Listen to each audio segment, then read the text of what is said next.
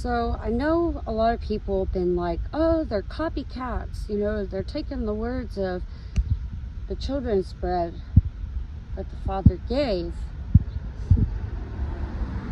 and they're twisting it for their own self. Well, don't you think Jesus already knew that? When you have the heart of God, God reveals things.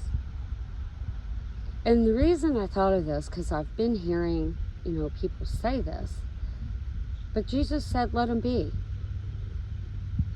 Why would that be? Well, if they were copying them and what they did, when they were casting out demons, unclean spirits is what the Bible calls them. Same word, just revamped. He said, let them be. Because they're at least trying, and they'll find out the hard way, unfortunately, because they lack the anointing for the coverage of protection.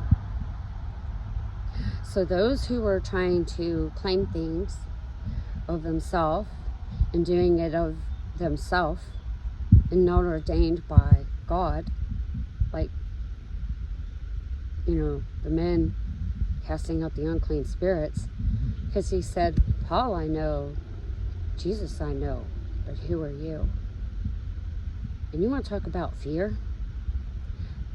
They turned and ran the guy naked, and he ran. Sovereign Father uses all creation. Because you see, if they're one of them, and they're following in our footsteps, which is what they're supposed to do, but it has to be by God, with a whole heart, not to be a Judas and do it because you can get something for yourself for it.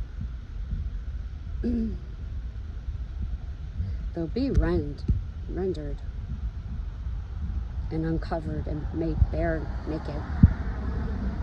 Just like when the dogs put on Jezebel, when the eunuchs, those who weren't speaking, spoke and said to throw her down, the dogs devoured her.